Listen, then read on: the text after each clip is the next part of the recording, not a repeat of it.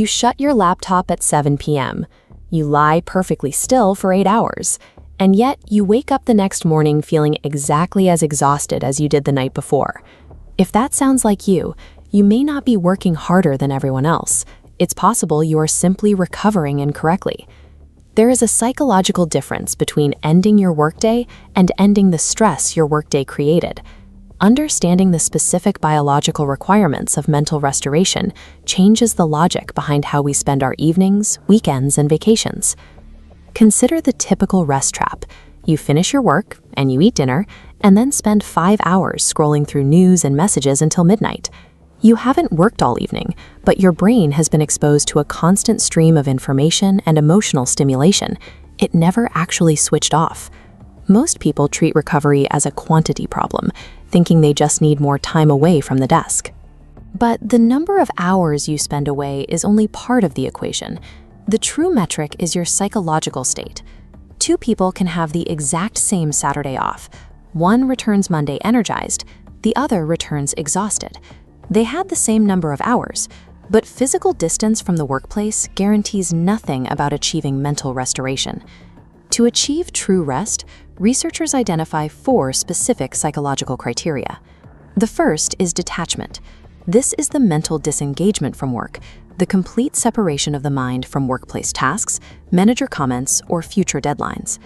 The modern barrier to this is the phone.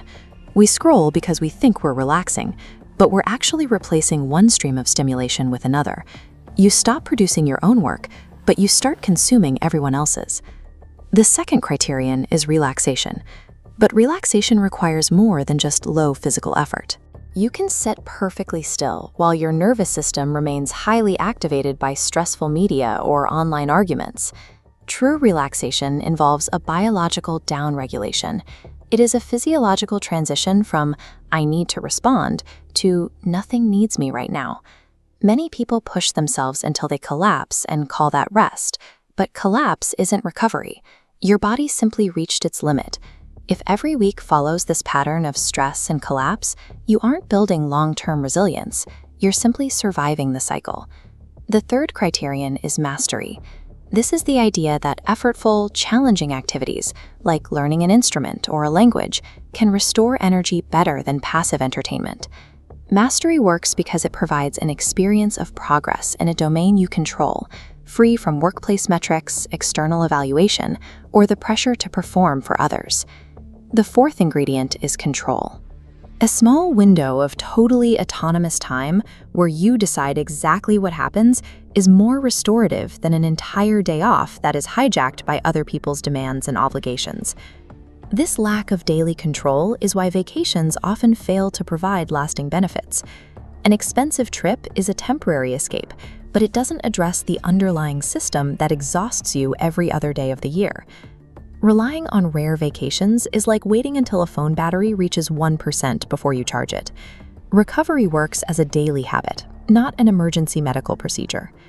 There is a hidden cost to failing to recover. Chronic exhaustion makes ordinary tasks unnecessarily expensive. Decisions that should be simple begin to drain excessive amounts of mental energy. To compensate for this lower capacity, you might start working longer hours. You may even believe these extra hours are a sign of discipline, even as the quality of your output declines. In reality, working longer while depleted doesn't produce more value. It is simply paying down a compounding recovery debt with your own health. You cannot simply command your brain to relax. Instead, you have to design an environment that makes recovery easier to achieve. The first step is creating a closing ritual. Write down tomorrow's critical tasks to get them out of your head, then physically mark the end of the day by leaving your workspace or changing clothes.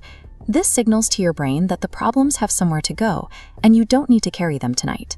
Step 2 is to recover with an activity you choose. Spend a small window of time creating for yourself, whether that's cooking, reading a book, or building something, shifting the brain from producing for external demands to personal mastery. Step 3 is to protect a small window of autonomous time today. Do not wait until your to-do list is empty before you recover, because the list will never be empty. This data tracks the long-term impact of deliberate recovery. While person A's capacity slowly degrades under constant pressure, Person B's ability to return to peak functioning ensures their performance remains consistent over a 5-year span.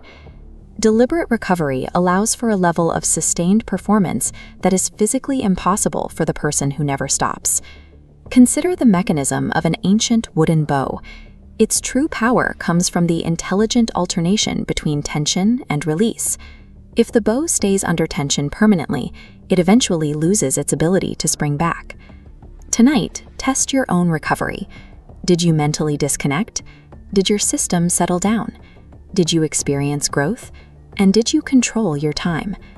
Recovery isn't the opposite of performance, it's the mechanism that makes it possible.